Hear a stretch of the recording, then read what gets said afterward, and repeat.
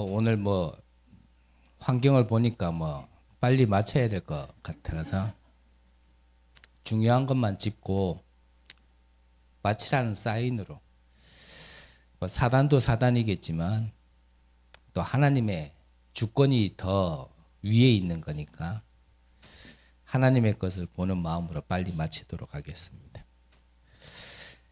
자, 우리가 살다 보면 또 신앙생활 하다 보면 나와 상관없이 어렵게 될 때가 많죠.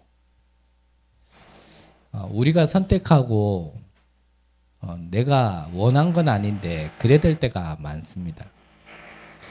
제 개인적으로는 제가 선택한 건 아닙니다. 제가 태어나 보니까 우리 가문은 무속인 가문이었고요.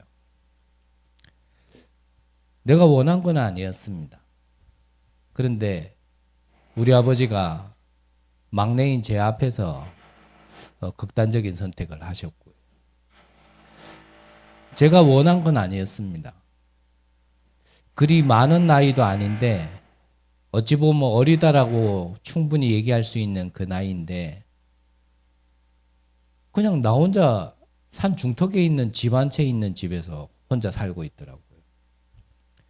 저는 정확하게 기억이 사실 별로 나지 않습니다.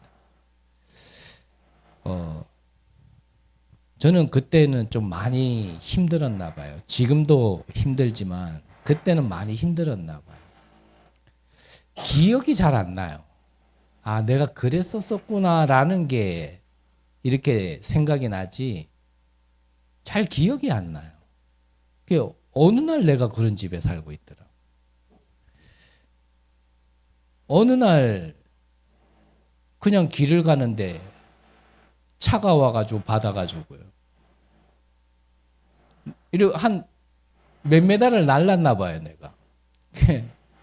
작은 게 나르니까 당연히 떨어지는 건 머리로 먼저 떨어졌겠죠.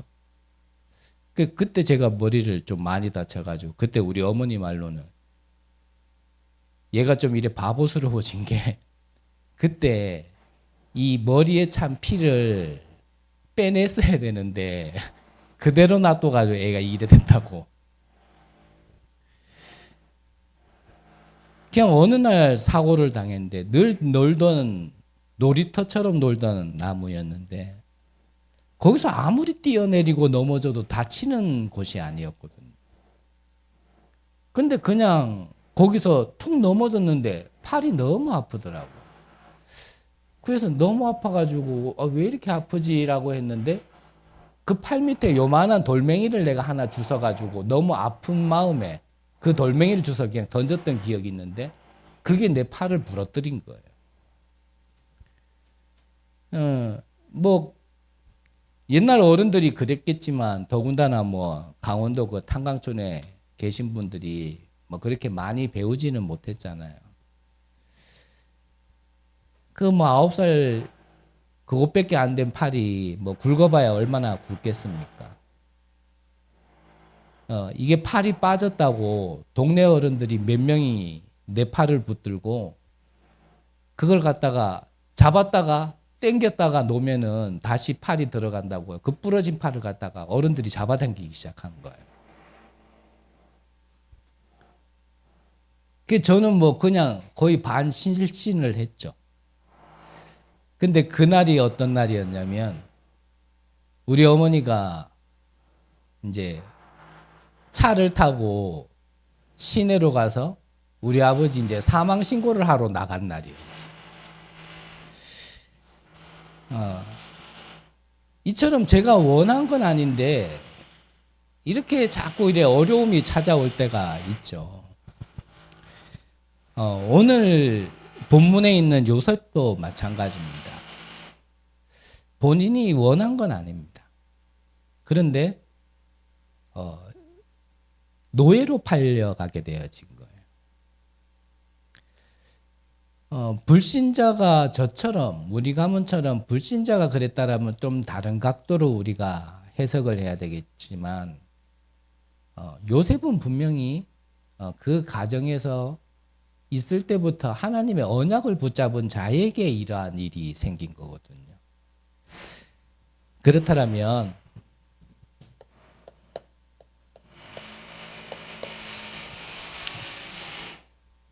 내가 잘못한 게 아니고 내가 구원을 못 받은 게 아닌데 나에게 어려움이 있다라는 거, 어려움이 왔을 때는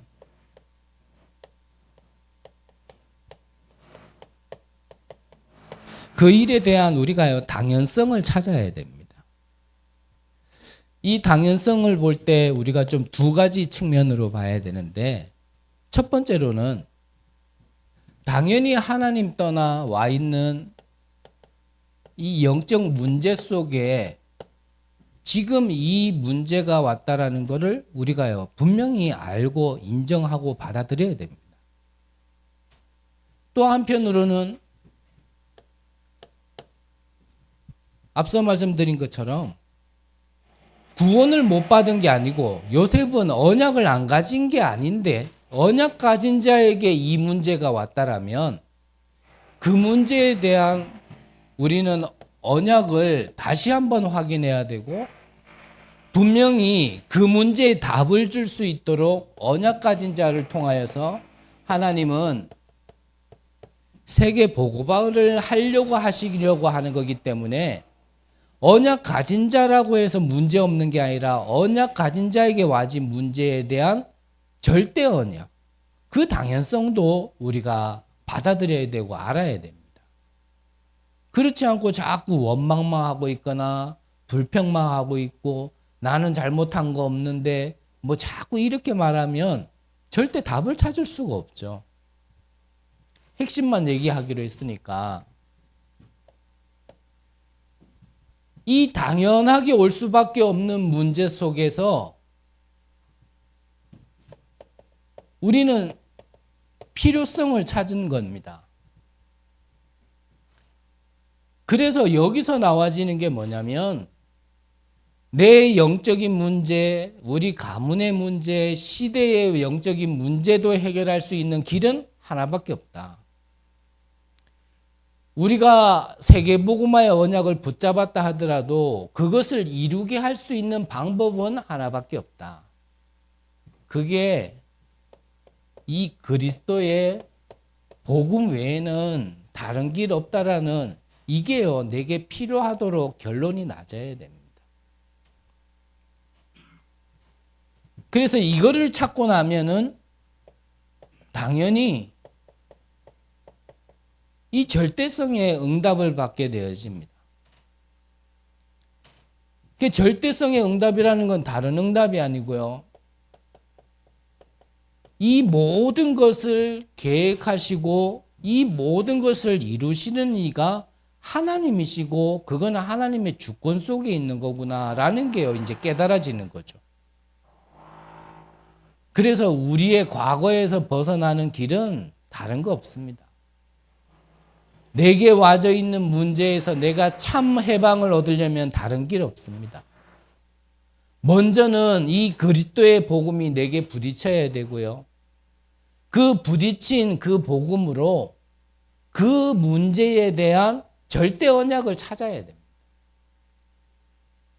그래서 요셉은 하나님께서 잘못을 해서 보낸 게 아니라 세계복음화라는 절대 언약 때문에 나를 보냈구나라는 걸 깨닫는 순간부터요, 응답이 와질 수밖에 없는 거예요. 안 그러면 문제에 계속 잡히거든요.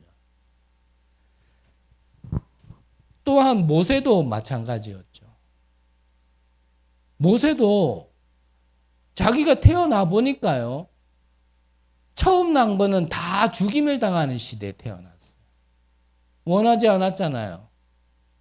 바구니에 실려가다 보니까 바로의 공주 앞에, 그래서 왕궁에서 자라났어요. 하지만 그 피는 어머니를 통하여서 들었던 그 히브리인, 언약의 사람이란 말이죠. 그 히브리인이라는 피 속에, 언약의 흐름 속에 자기 딴에는 왕궁에서 자랐지만, 애굽의 왕궁에서 자랐지만 애굽 사람과 히브리 사람이 싸움이 붙었을 때요, 자기는 한다고 한 게 애굽 사람을 죽이는 살인자가 되어서 또 광야까지 가게 된 겁니다.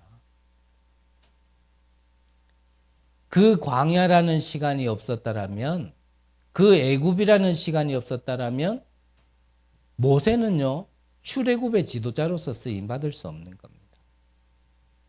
애굽도 알고 이스라엘도 아는 0.1%의 사람, 거기에서 해방시켜 줄 수 있는 피제사라는 피언약이라는 절대 언약을 깨달은 한 사람. 다윗도 마찬가지입니다. 다윗이 우리가 많은 응답을 받은 사람으로 알고 있고 실제로 그랬지만 그 응답의 모든 발판은요 사실은 어려움 속에서 응답받은 겁니다. 형들도 있었지만 동생인 그 다윗이요 목동으로 있을 때 곰과 사자와 싸워서 이겼고, 소년 때는 군인도 어른들도 나가지 못하는 골리앗 앞에서 응답을 받았고, 왕이 됐을 때도 마찬가지입니다. 심지어는 아들이 반란을 일으키는 가운데서 응답을 받았고, 사위로 삼겠다고 약속했던 사울왕은 다윗을 끝까지 죽이려고 그랬었고, 그 많은 어려움 속에요 이 하나님의 절대 계획과 절대 응답, 절대 언약이라는 거 붙들고요 영원한 응답을 받게 되어진 겁니다. 자, 그렇다면 어떻게 하면 우리도 이 성경에 있는 인물들처럼 성경적인 응답을 받을 것인가? 성경이 소설이 아니고 허구가 아니라면, 우리의 믿음의 근본이고 모델이라면 우리는 어떻게 하면 그 응답을 받을 수 있겠냐? 그 첫 번째가요, 정확한 언약을 찾고 붙드는 겁니다. 그래서 나에게 주신 언약이요 정확해야 돼요.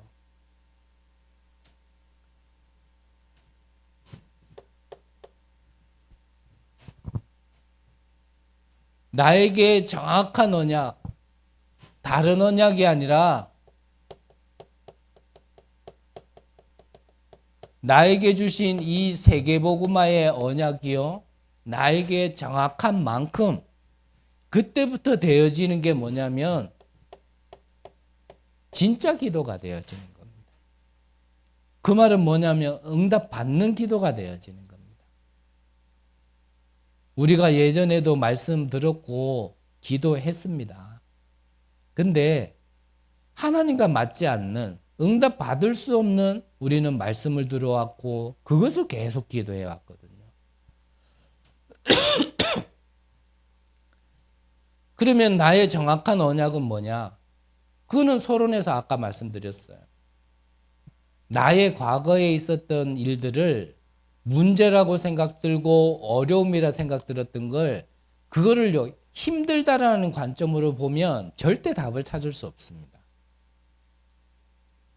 그것을 하나님의 주권 속에 계획 안에 나에게 주신 정말 절대 계획 속의 응답이라는 관점으로 봐야 된다니까요.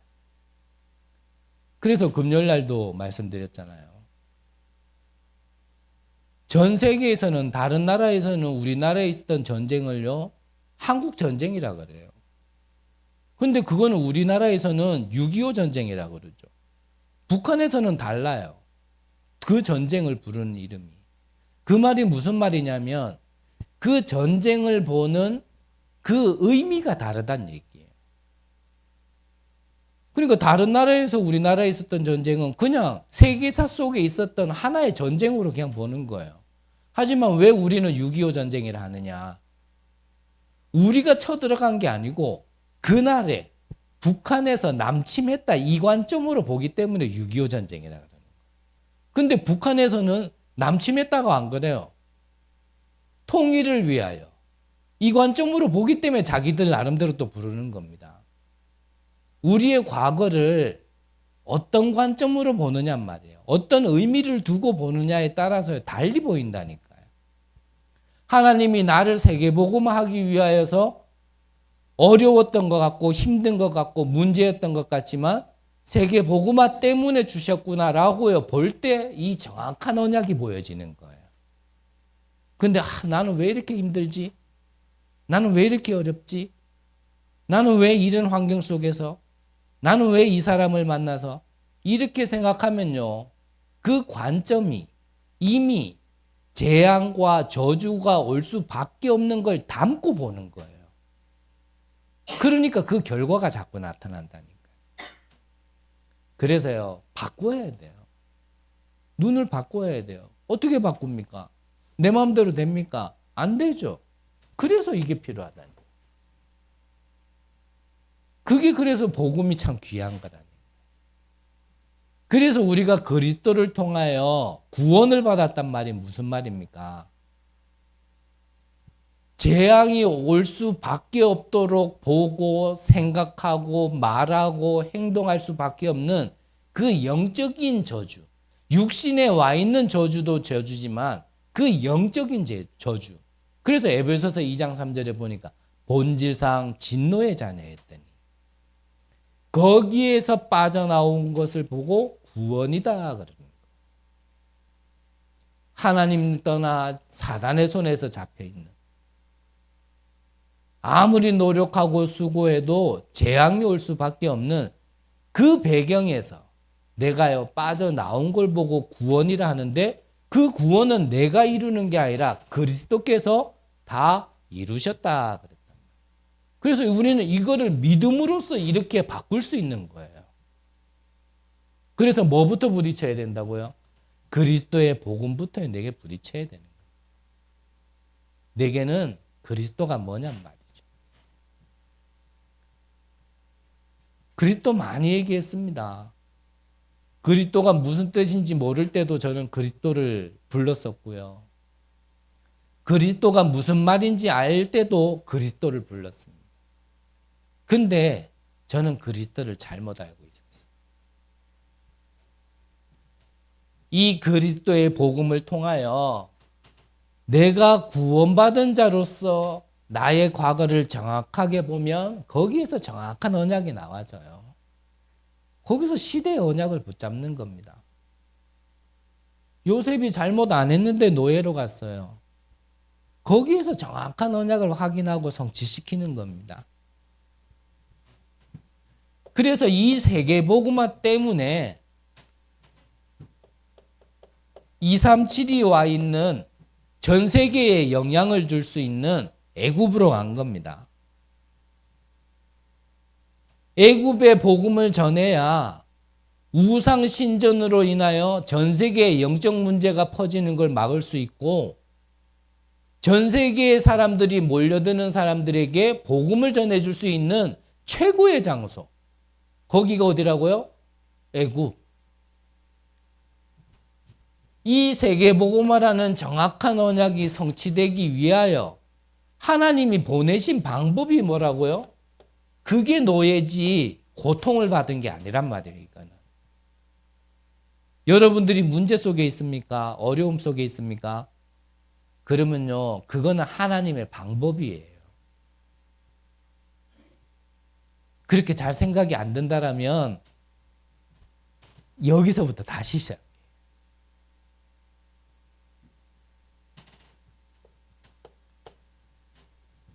가장 어려울 때 우리가 정말 받아야 될 응답 두 번째가 뭐냐면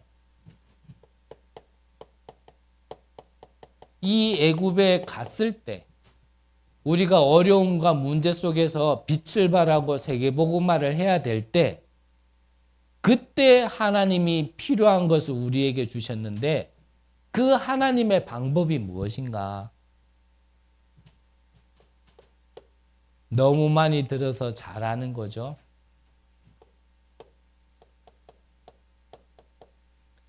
이게 방법입니다. 7대 망대가 뭐지? 그러면 참 곤란해져요. 그래서 예배를 빨리 마치고 싶어도 자꾸 길어져요. 앞전에도 카톡에 올려드린 거 있으니까 참고하시고. 하나님의 방법이 다른 게 아닙니다. 이 7대 망대와 7대 여정 그리고 7 이정표가 이게 하나님의 방법이에요. 그래서 여기에 가장 핵심되는 게 뭡니까? 하나님이 나와 함께 하신다라는 겁니다. 오늘 성경에도 나와 있죠. 여호와께서 요셉과 함께 하심으로 그가 하는 일이 형통케 된지라.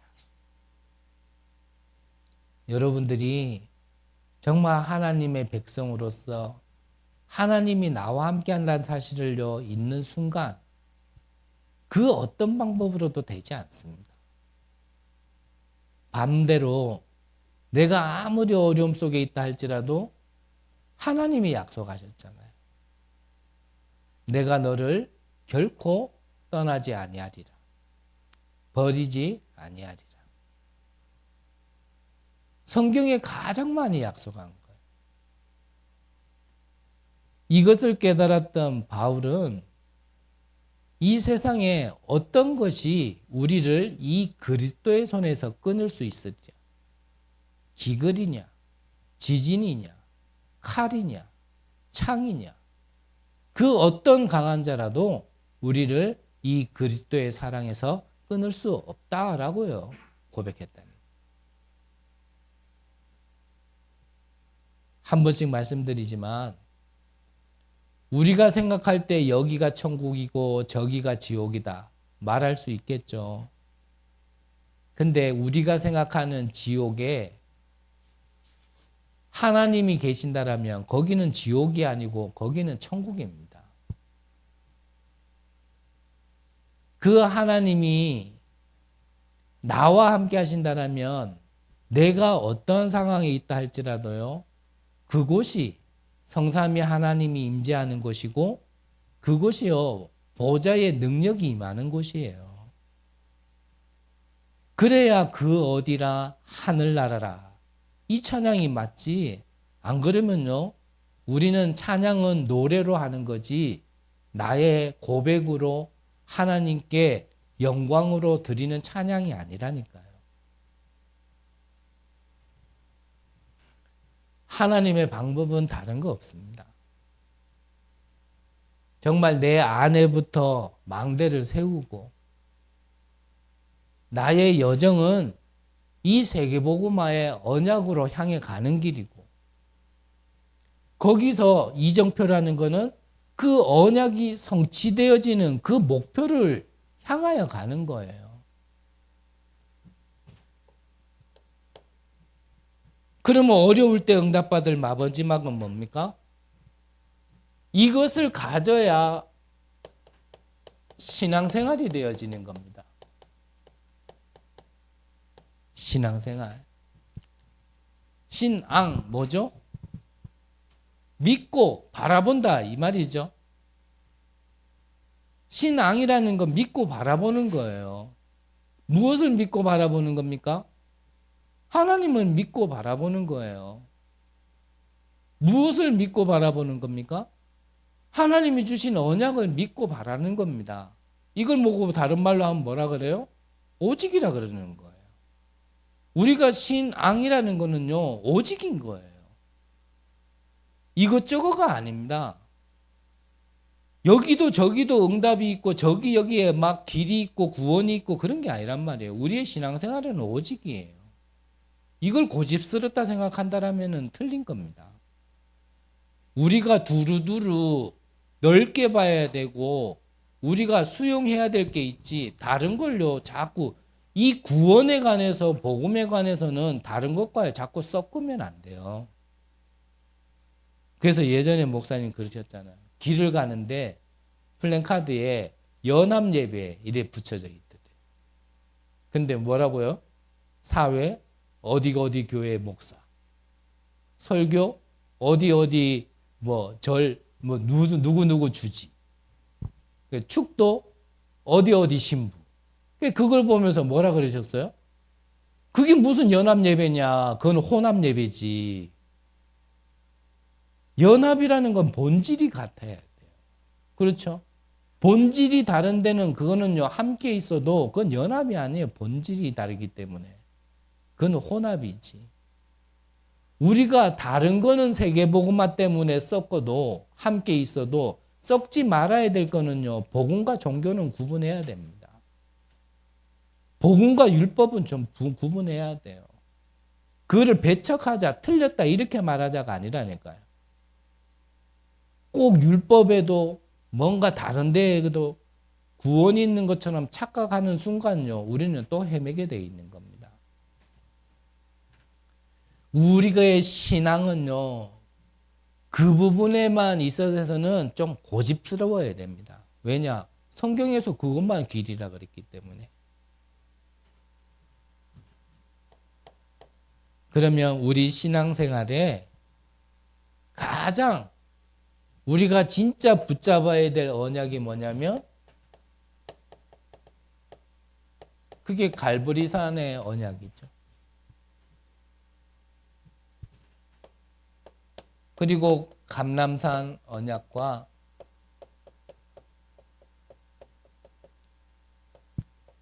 마가 다락방 언약입니다.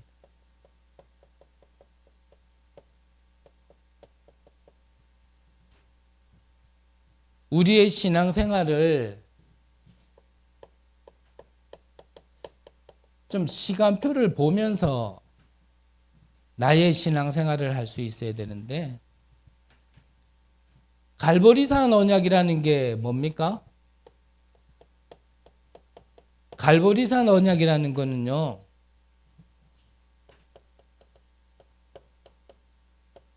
그리스도께서 그 예언하신 말씀을 완성시키신 완성된 복음을 얘기하는 겁니다. 그래서 갈보리산 언약의 시간표는요, 그 완성된 복음을 누리는 거예요. 이게 갈보리산 언약입니다. 감람산 언약이라는 건 뭡니까? 하나님께서 우리에게 약속하신 배경이 뭐냐면 하나님 나라입니다. 예수님이 이 땅에 오셨어도 제자들에게 너희는 가서 천국이 가까웠다라고 전해라. 그러면서 너희가 성령을 힘입어 귀신을 내어 쫓았다라면 이미 하나님 나라가 임한 거니라. 그러면서 기도도 가르치실 때 하나님 나라가 임하옵시며 라고 기도해라. 예수님께서 가르치신 거는요, 처음부터 마지막까지 무엇을 가르치셨냐면 이 하나님 나라를 말씀하셨어요. 그래서 이 하나님 나라라는 보좌의 배경을 너희에게 줄 테니까 이거 기다려 그랬습니다. 그래서 우리는 이걸 바라보는 게 신앙생활이에요. 완성된 복음을 내가 누릴 수 있도록 바라보는 게 신앙생활이고, 하나님 나라가 내게 임하도록 기다리면서 기도하는 게 신앙생활이에요. 그러면서 우리는 또 신앙생활을 어떻게 해야 됩니까? 마가다락방에 이미 성취되어진 응답을 우리는 또 바라보는 겁니다. 마가다락방 언제였다고요? 오순절날. 오순절날 약속하신 이 성령의 능력이 임한 시간표입니다. 그래서 우리에게 이 성령의 역사가 일어나야 돼요. 불같은 바람 같은 성령의 역사가 우리에게 임해야 사실은요, 뭐가 돼도 되지, 안 그러면요, 우리 안 바뀝니다. 내가 뭐 종교생활처럼 막 열심히 예배드리고 열심히 기도하고 말씀 많이 듣고 그러면 바뀔 것 같죠? 아니라니까요. 예배드리고 기도하고 우리가 말씀에 집중하는 그 시간에 성령께서 역사하시니까 바뀌는 거지, 우리가 그렇게 했더니 바뀌는 게 아니라니까요. 근데 그렇게 하면 바뀌는 줄 알고요, 자꾸 그렇게 하려고 해요. 저도 그랬고 너무 힘들고 시달리니까요. 막 말씀 계속 들으면 뭐 될 줄 알고요. 근데 어찌 보면은요, 굉장히 영적 문제 심한 자인데 자칫 잘못 보면 사명자처럼 보이거든요. 막 말씀 이러니까. 기도도 똑같아요. 기도밖에 없다 이러면서요. 자기의 영적 문제를 막 해결하려고 거기에서 벗어나려고 막 기도하는 사람 자칫 잘못하면 야 진짜 기도의 사람이네 이렇게 보인다니까. 자기 영적 문제를 해결하려고 그 갈급함을 해결하려고 막 전도하는 사람도 있습니다. 근데 그게 자칫 잘못 사명자처럼 보인다니까. 근데 그걸 그래 보는 사람이나 본인도 잘 몰라. 내가 딴 거 했나? 말씀 듣겠다는데. 내가 딴 거 했나? 기도한다는데. 내가 다른 거 하나? 오직 전도만 하겠다는데. 이렇게 나오니까 할 말이 없는 거예요. 그거 어떡하겠어요?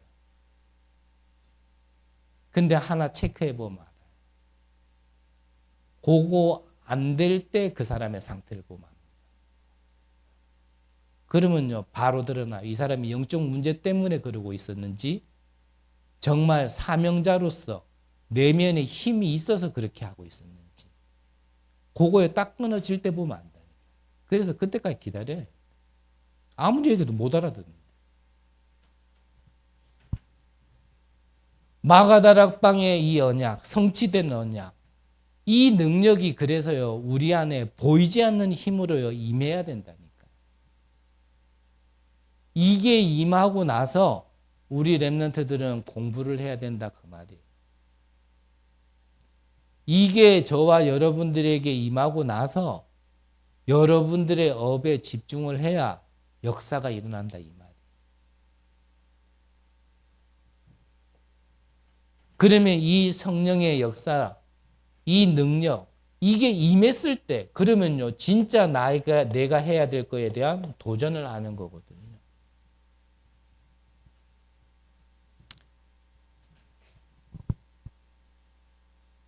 그래서 여러분들이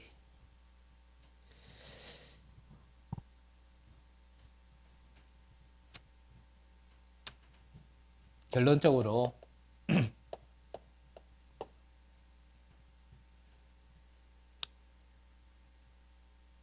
중요한 거라서 그냥 넘어가기에는 조금 그렇고 또 제가 제 입으로 얘기하기는 좀 부끄럽고 하지만 하나님 말씀이고 저는 저의 얘기를 한다기보단 하나님의 말씀을 심부름하는 자니까요. 여러분들이 신앙생활을 함에 있어서 절대 잊지 말아야 될 게 뭐냐면 왜 하나님께서 성막 중심으로 회막과 장막의 방향을 맞추라 했는지 왜 성전 중심으로 지금은 이 교회 중심으로 여기에 세절기의 응답이 있기 때문에 그렇습니다. 구원과 능력과 배경의 축복이 여기에 있습니다. 그래서 예배를 쉽게 보지 말라는 거예요. 이 마가다락방에는 사도행전 2장 42절에 보니까 어떤 응답이 왔었냐면 사도의 가르침을 받아. 무슨 말이죠? 서로의 교제하며 떡을 떼며 기도하기에 전혀 힘쓰더라. 이게 신앙생활입니다. 늘 제 설 때마다 죄송한 얘기를 또 드려야 되는데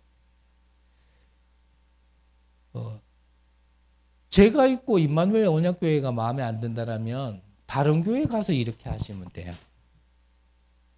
신앙생활을 하는 우리로서는 교회가 이렇게 가야 돼요. 사도의 가르침을 받아 서로 교제하며 떡을 떼며 기도하기에 힘쓰더라. 그래서 이 응답을 46절에 보니까 뭐라고 돼 있습니까? 날마다 성전에서, 날마다 집에서. 그게요, 여러분들의 현장에까지 주신 말씀이요, 계속 전달되어지도록.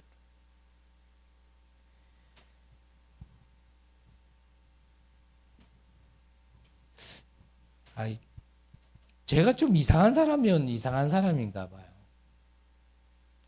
오늘 아침에도 막 제가 안 보일 때는 여러분들끼리 막 얘기하고 뭐 웃고 떠들다가요. 내가요, 여기 올라오자마자 갑자기 왜 그러는지 잘 모르겠어요. 제가 좀 이상한가 봐요. 네, 정말 저는 많이 이상한가 봐요. 그냥 이렇게 편하게 하시면 되는데 내가 올라오자마자 전부 다 하가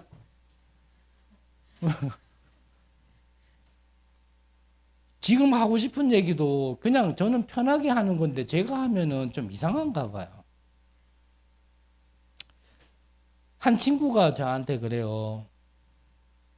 목사님이 한 얘기가 그때는 못 알아듣겠던데 지금 내가 알아듣겠습니다. 근데 이 말을 하려고 그러는 게 아니고 이 뒤에 말이, 저도 목사님처럼 사람 살리는 전도자가 되고 싶습니다. 제가 신학할 수 있도록 도와주세요 그러더라고요. 그래서 제가 대답을 안 했죠. 어제 렘넌트 예배 때 있길래 얘기했습니다. 예배 드리는데 또 밖으로 나가는 거예요. 그래가지고 이름 부르면서 야, 이 친구가 갑자기 당황한 거예요. 제가 또 이렇게 그렇잖아요, 눈빛이. 그랬더니 뭐 진짜겠죠. 뭐 급한 전화가 와가지고 네 나보고 신학하도록 도와달라. 예배 시간에는 꼼짝 말고 앉아있어. 못 있겠다. 영적 싸움에. 신학하겠다라는 놈이, 전도자 되겠다라는 놈이 예배 시간마다 기 나가가지고 담배 피우고 들어오고, 오늘은 아예 오지도 않고 내가 널 도와줄게. 어떻게? 너 구원의 길 영상 보내줄 테니까 너 한 글자도 틀림없이 녹취해. 교회에 있으면서 뭐 할 거야? 평일날 먹고 자고 예배 때는 안 오고. 그게 무슨, 예배가 안 되는 데는요 아무것도 할 수 없는 겁니다. 제가 다른 얘기를 하려고 그러는 게 아니라 그 친구를 내가요 뭐 우스개나 낮게 보려나 그러는 게 아니라, 아무리 문 열려도 여러분들 예배 안 되는 데는요 그거 응답 아닙니다. 제 부끄러운 고백 하나 할까요? 제 인생을 두고는 가장 많은 응답을 열릴 때, 그때 내가 교만해서요, 나도 모르게 교만해서요, 그때 강단의 말씀이 제일 안 들렸어요.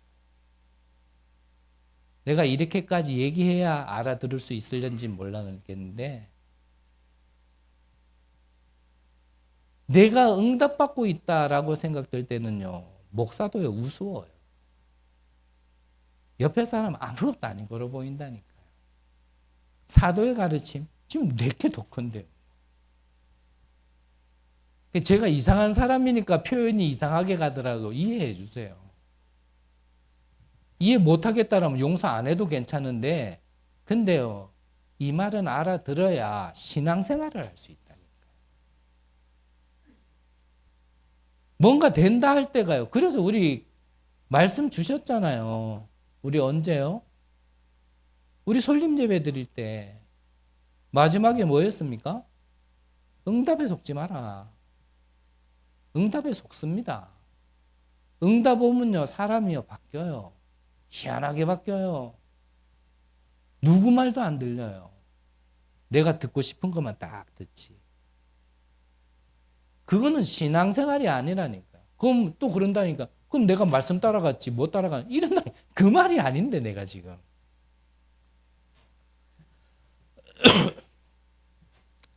시간 지나 봐야 됩니다.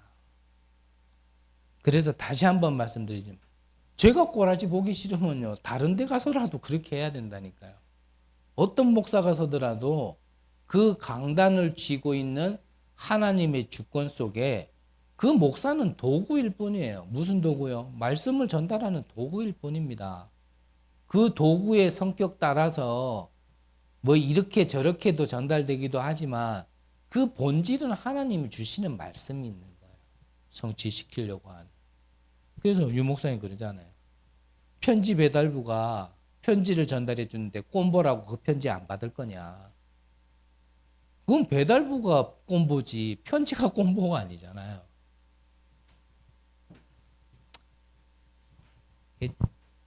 그래요. 저는 지금도 많이 고민하고 많이 생각해 봐요. 진짜 복음도 모르고 신학을 했고 신앙생활도 모르는 게 교육자 생활을 하다 보니까 내 자신은 또 내 자신이지만 내 주변의 교회에 너무 많은 어려움과 본의 아니게 피해를 준 사람이라서 부끄럽고 죄송하고 그 마음은 사실 지금도 있고요. 그냥 하나님의 주권이니까 이렇게 서 있지만 저는 지금도 많이 생각해요. 정말 이 교회에 또 여러분들에게 내가 있는 게 영적으로 유익한가? 이렇게 말할 때마다 뭔가 삐딱한 게 나가고 뭐라 하는 것처럼 하는가? 내 마음은 진짜 그 한 사람 한 사람을 위해서 해주는 말인데 그 사람에게는 하나님의 말씀이 아니라 또 상처로 들리지 않을까? 그런 여러 가지 생각 속에 나 같은 또라이는 하나면 되는데 또라이 하나가 더 나와가지고 신학하겠다 하니까 내가 참 그래서 내 과거를 발판으로 해야 되나? 제가 또라이라서 자꾸 또라이만 오나 이런 생각도 들고요. 하여튼 그렇습니다. 하여튼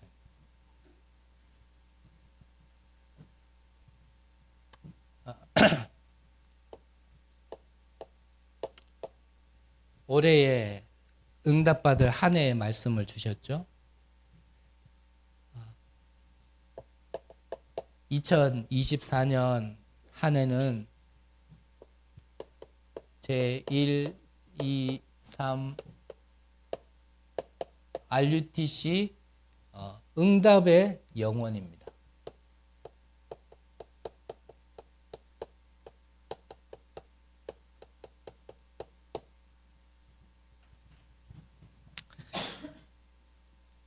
중요한 포인트 정리해 준 것만 나누고 마치도록 할게요. 첫 번째 게 뭐였냐면 이 영혼의 응답의 기업입니다. 영혼의 기업. 받을 거니까요. 믿음으로 기도하시면서 기다리시기를 바랍니다. 하나님이 주실 거니까 이 영원한 작품에요. 올 한 해는 집중하시기를 바랍니다. 우리를 통하여서 하나님이 하실 거니까 이 영원한 유산을 남길 수 있도록 도전하시기 바랍니다. 다시 한번 말씀을 정리한다면 이 응답이 오려면은 제가 볼 때는 제 수준에서 제가 볼 때는요. 이거 다 안 되면은 안 될 겁니다. 특히 신앙생활함에 있어서 내 시간표를 잘 봐야 돼요. 지금 내가 도전해야 될 시간표인지 기다려야 될 시간표인지 아니면 복음부터 누려야 될 시간표인지 이 시간표를 못 보고요. 아직 복음 깨달아서 이제 누려야 될 시간표 있는 사람에게 복음 확인시켜 주려고 문 조금 열어준 게 응답인 것처럼 막 뛰어다니면요. 언젠가 다시 열로 오게 돼 있어요. 그렇게 되게 돼 있습니다. 부족하고 못난 목사지만 이 메시지를 흐름을 탔다기보다는 들어온 시간이 건 30년이 다 돼버렸는데 그 본부의 메시지가요. 다락방에서부터 전도 선교까지 갔다가 몇 년 전부터는요. 다시 복음의 본질로 돌아갔어요. 저는 이유가 있을 거라 봅니다. 다락방에서 전도 안 하기 때문에 복음의 본질로 돌아간 거 아닐 겁니다.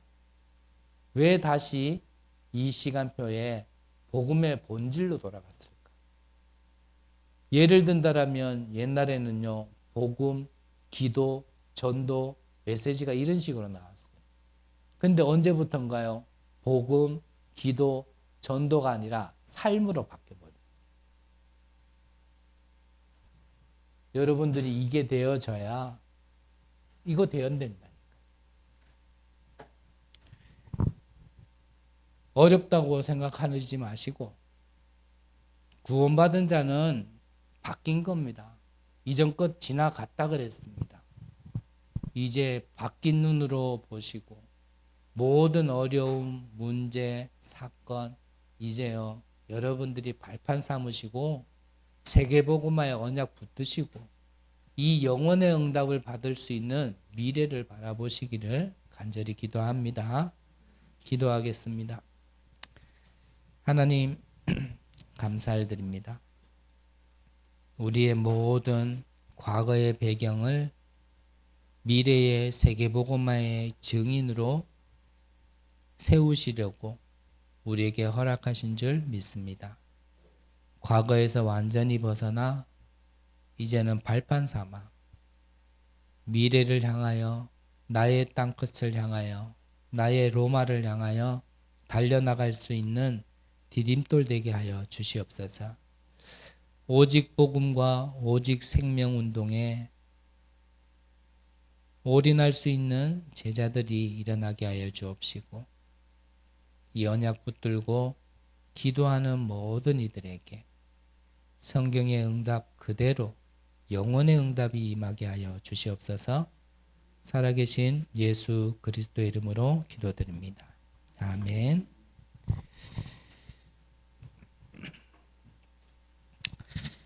우리 찬송가 504